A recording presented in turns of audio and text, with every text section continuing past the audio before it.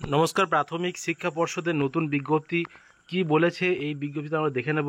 দেখতে পাচ্ছেন West Bengal board of primary education 12/6/2024 কি বলেছে এখানে। To the chairman chairperson district primary school council all district কি বলেছে এই বিজ্ঞপ্তির মাধ্যমে।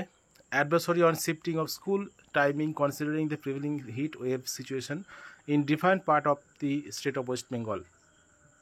যে গরমের জন্য যে বিষয়টি স্কুলের যে টাইমিংয়ের ব্যাপারে বলেছে, যে বিষয়গুলি, যে considering the prevailing heat wave যেটা রাজ্য সরকার থেকে দেওয়া হয়েছিল স্কুল এডুকেশন থেকে, সেটাই কিন্তু এখানে বলা হয়েছে প্রাথমিক শিক্ষা পর্ষদ থেকে, যে হিট ওয়েভের জন্য, অর্থাৎ যে তাপপ্রবাহের জন্য যে বিষয়টি, যে স্কুলের টাইমিং যে বিষয়টি, সেটা কিন্তু বলা হয়েছে। All the government added government sponsor and junior basic primary schools under this jurisdiction as per local weather condition of remaining academic days of month of June 2024 if needed without।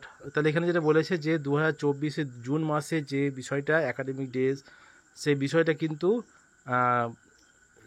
বিষয়টা হলো actually সকালে পঠন পাঠন চালু করার জন্য।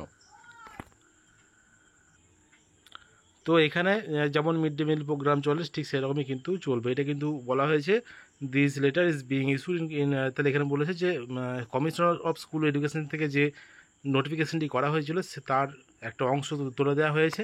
এটা কিন্তু বলেছে যে এখানে দেখতে পাচ্ছেন যে WBBP সেক্রেটারি সই করা এই বিজ্ঞপ্তি। এখানে যেটা বলা হয়েছে যে সেই তাপপ্রবাহের জন্য স্কুলের টাইমিংয়ের যে পরিবর্তন, সেই পরিবর্তনটা বিষয়ে কিন্তু প্রত্যেকটা ডিস্ট্রিক্ট প্রাইভেট স্কুল কাউন্সিলকে কিন্তু খতিয়ে দেখতে বলছে যে টাইমিংটা কীভাবে করা যায়।